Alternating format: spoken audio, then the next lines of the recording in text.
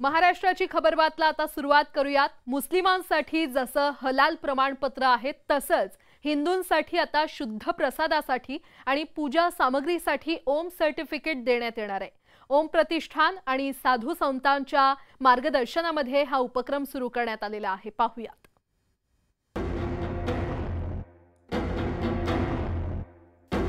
हलालला ओमचा झटका,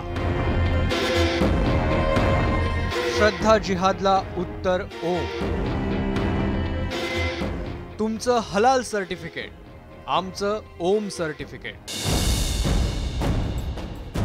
तर हलालला ओमचा झटका देण्याचा हा एक यशस्वी आमचा प्रयत्न आहे। पूजा सामग्री आणि नैवेद्य हा अतिशय शुद्ध असावा। गायीची चरबी मिसळण्यात कुठल्याही प्रकारे येऊ नये। एक अतिशय चांगलं पाऊल आहे हिंदू धर्मासाठी। हिंदू देवस्थानाच्या बाहेर जे काही प्रकार चालतात त्याच्यावर आळा बसवण्यासाठी प्रसाद आणि पूजा साहित्याला मिळणार शुद्धतेचं सर्टिफिकेट। या सर्टिफिकेटचं नाव आहे ओम प्रमाणपत्र। त्र्यंबकेश्वर पासून या उपक्रमाला सुरुवात करण्यात आली आहे। देवाच्या चरणी पहिलं प्रमाणपत्र अर्पण केल्यानंतर 15 प्रमाणपत्रांचं वाटपही करण्यात आलंय। आम्ही लावत नाही, निकष धर्माचार्यांनी लावून दिलेले, त्याप्रमाणे प्रत्येक गोष्टीसाठी वेगवेगळे निकष असतात। म्हणजे जर पेढा असेल तर तो पेढा शुद्ध दुधापासून निर्माण व्हावा, त्याच्यामध्ये गायीची चरबी मिसळण्यात कुठल्याही प्रकारे येऊ नये। कारण आम्ही गायीच्या दुधाचा पेढा देतो का गायीच्या रक्ताचा पेढा देतो, आणि जेव्हा असे पेढे आमच्या माथी हे गैरमार्गाने मारल्या जातात तेव्हा आमच्याच हातातून एक महापातक घडतं। आणि ह्यासाठी हिंदूंची श्रद्धा जपण्याचा हिंदूंना अधिकार आहे। आमच्या श्रद्धेमध्ये तुमचा विश्वास नसेल तर तुम्ही घेऊ नका, हे कोणालाही कंपल्सरी नाही आहे। भक्तांनाही आम्ही सांगतो की तुम्हाला पटलं तर तुम्ही करा, पण मला निश्चित वाटतं की हिंदू श्रद्धाळू आपल्या हिंदू श्रद्धेत जपतील, ते ओम सर्टिफिकेट बघूनच पुढे खरेदी करतील। हे ओम सर्टिफिकेट हलालला उत्तर आहे।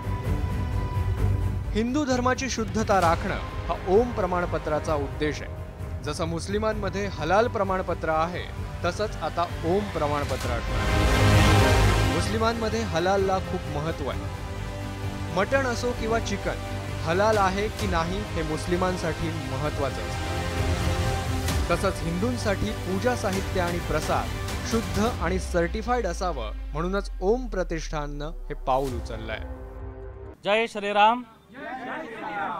एका वाक्यात जर सांगायचं तर हलालला ओमचा झटका देण्याचा हा एक यशस्वी आमचा प्रयत्न आहे। असं दिसत आहे की धर्मक्षेत्राला हा एक प्रकारचा श्रद्धा जिहाद म्हणून इथे अनेक विधर्मी पुढे येऊन आणि भेसळ धर्मशास्त्राच्या अनुसरून न करता विपरीत कसं करता येईल, हिंदूंची भावना कशी आपल्याला नष्ट करता येईल, देवाचं फळ विपरीत कसं मिळेल हिंदू धर्मियांना, यासाठी प्रयत्न सुरू होते।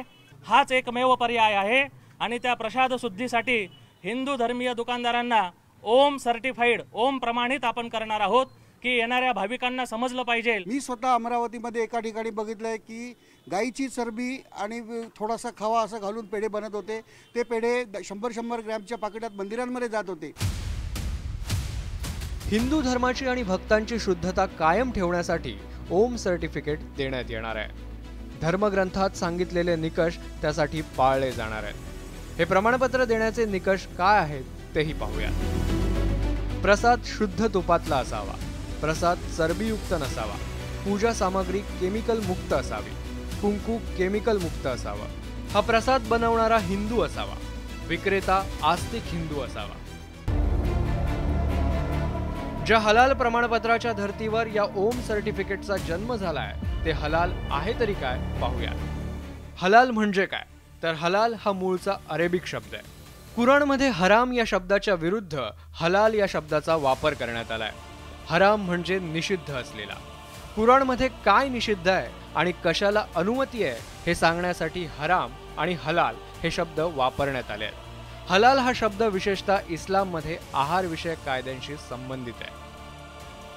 आता हे हलाल प्रमाणपत्र काय आणि हे हलाल प्रमाणपत्र कोण देतं?